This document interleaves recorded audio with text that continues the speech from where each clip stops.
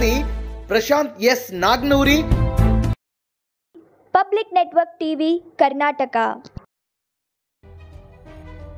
ಬೆಂಗಳೂರು ವಿಧಾನಸೌಧ ಸುದ್ದಿ. ಬೆಂಗಳೂರು ನಾಪತ್ತೆ ದೂರು ನೀಡಲು ಹೋದ ತಾಯಿಗೆ ಅವಾಚ್ಯ ಶಬ್ದಗಳಿಂದ ನಿಂದಿಸಿದ ಪೊಲೀಸರು. ಅವರ ಮೇಲಿನ ಕೋಪಕ್ಕೆ ಯುವಕನೊಬ್ಬ ವಿಧಾನಸೌಧ ಮುಂಭಾಗದಲ್ಲಿ ತನ್ನ ಎಲೆಕ್ಟ್ರಿಕಲ್ ಬೈಕ್ಗೆ ಬೆಂಕಿ ಹಾಕಿ ಆಕ್ರೋಶ ವ್ಯಕ್ತಪಡಿಸಿದ್ದಾನೆ. ತಕ್ಷಣ ಈ ಸಂದರ್ಭದಲ್ಲಿ ಯುವಕನನ್ನು ಬಂಧಿಸಲಾಗಿದೆ. ಚಿತ್ರದುರ್ಗ ಜಿಲ್ಲೆ ಚಳ್ಳಕೆರೆಯ ಪೃಥ್ವಿರಾಜ್ ವಯಸ್ಸು 27 ಬಂಧಿತ ಆರೋಪಿ. ಬುಧವಾರ ಮಧ್ಯಾಹ್ನ 3 ಗಂಟೆ ಸುಮಾರಿಗೆ ಬೆಂಗಳೂರು ವಿಧಾನಸೌಧ ಮುಂಭಾಗ ಬೈಕಿಗೆ ಬೆಂಕಿ ಹಚ್ಚಿ ಪೊಲೀಸರ ವಿರುದ್ಧ ಆಕ್ರೋಶ ವ್ಯಕ್ತಪಡಿಸಿದ್ದಾನೆ.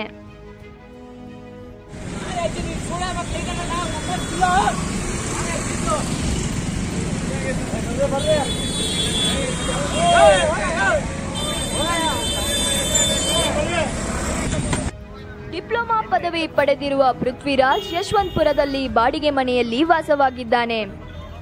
15 ದಿನಗಳ ಹಿಂದೆ ಸ್ನೇಹಿತರ ಜೊತೆಗೆ ಪ್ರವಾಸಕ್ಕೆ ತೆರಳಿದಾತ 3 ದಿನ ಕಳೆದರೂ ಚಳ್ಳಕೆರೆಯಲ್ಲಿದ್ದ ತಾಯಿಗೆ ಕರೆ ಮಾಡಿರಲಿಲ್ಲ. ತಾಯಿ ಕರೆ ಮಾಡಿದಾಗ ಈತನ ಮೊಬೈಲ್ ಸ್ವಿಚ್ ಆಫ್ ಆಗಿತ್ತು.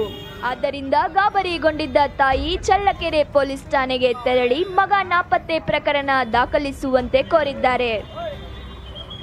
ದೂರು ಸ್ವೀಕರಿಸದ ಪೊಲೀಸರು ಆಕೆಯನ್ನು ನಿಂದಿಸಿ ವಾಪಸ್ ಕಳುಹಿಸಿದರೆಂದು ಹೇಳಲಾಗಿದೆ. ವರದಿ ವೇದಮೂರ್ತಿ, ಬೆಂಗಳೂರು. ನಮ್ಮಮ್ಮ ಎಂತವ್ರು ಗೊತ್ತಾ? ಏನು ಮಾಡ್ಲಿಲ್ದವನ್ಗೆ ಸೂಳೆ ಮಗನೆ ಅಂತಾರ, ಅದು ನಮ್ಮ ಅಮ್ಮನ ಮುಂದೆನೆ.